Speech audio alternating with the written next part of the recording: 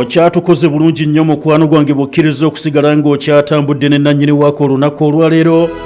Ensonga zonna z'owulira mukwano gwange zikyali Rwanda, zikyali Congo.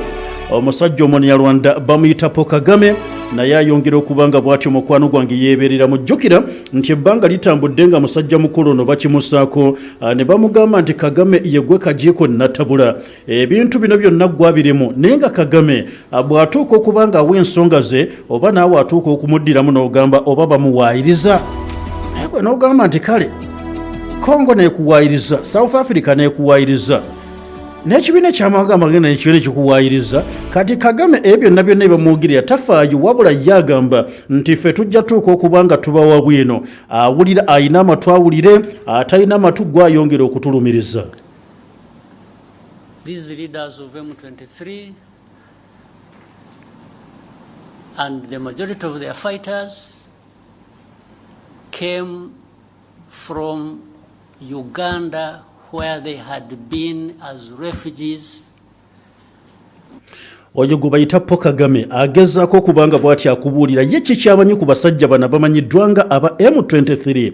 Akugamba be mulaba abakulembeze ba M23 ne bo bennyini ng'abayeekera baatuuka okubanga basibuka mu ggwanga lya Uganda gye baali bawangalidde ebbanga lyali ddene nga baliyo nga ababunzibunzi. Who ran away from as a result of solving the problem of 2012-2013 when these people moved to Uganda and others came here.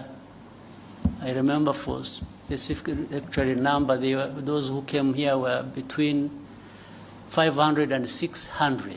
Munajjukira bulungi 2012-2013 embeera bweyongera okubanga bweti ebijja gavumenti ya Kabila nga yeekutte ekintu mu ggwanga erya Congo. Twagamba abantu bano twetaaga ndowooza wateekebwewo enteekateeka y'enteeseganya era bangi wakati mu kwagala okubanga bamalawo ebyali biboolanya abataka bayingira eggwanga erya Uganda n'abalala bajja wano ewaffe Rwanda.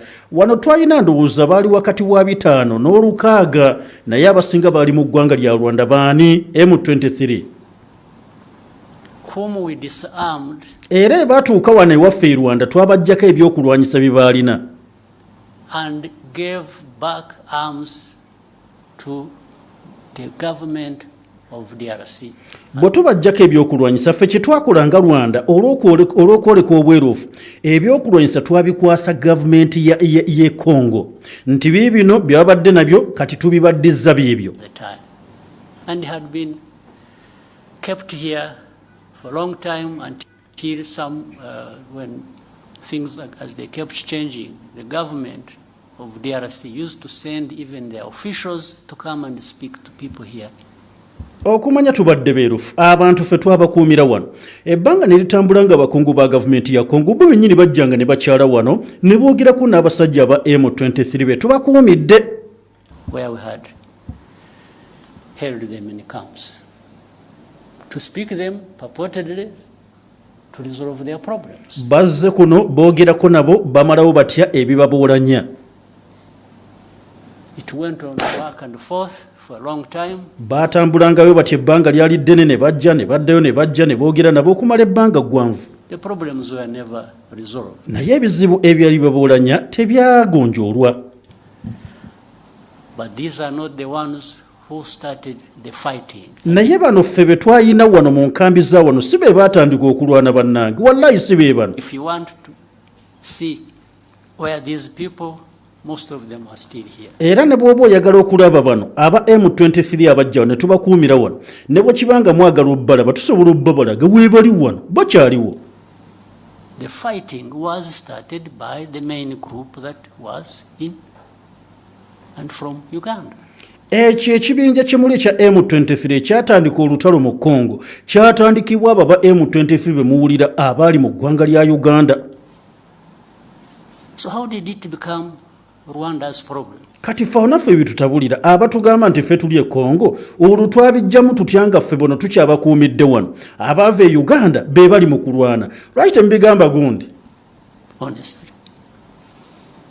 kale Kagame ng'omusajja omukulu bw'atyo bwagezaako okubanga mukwano gwange yeewozaako n'ababuuza nti abaaye oli ye nga temumubuuza ye talina kyabannyonnyola nze mbannyonnyola emisana n'ekiro ne mbabuulira nti si kyaffe oli lwaki ye temumubuuza naye abannyonnyole nze abange wano mbalina ye ababe naye ababalaga kati abasajja abakulu atandika okuba nga batubuzaabuza ensi yonna egamba nti oli ono teriyo n'omu amwogerako wabula oli gwe balumiriza naye ekizibu akisindika eno ono agamba nti nze ndi kakonge kaako kkubo ne bw'onoonsongamu otya olugalo teri yajja kukiraba ensi eraba ggwe wawuliddeyo aboogera oluganda mu abo aba M23 bonna bagamba abasinga boogera simanya mulimu olunyarwanda mulimu kale tuli awo ki Uganda kinyuma naye kati kikongo kyekitandise okuba nga kitunyumira nze Kalule nsaba mbasibulire wano mbeebaze nnyo okuba nti mbadde bawuliriza balungi Omukama Katonda abakuume.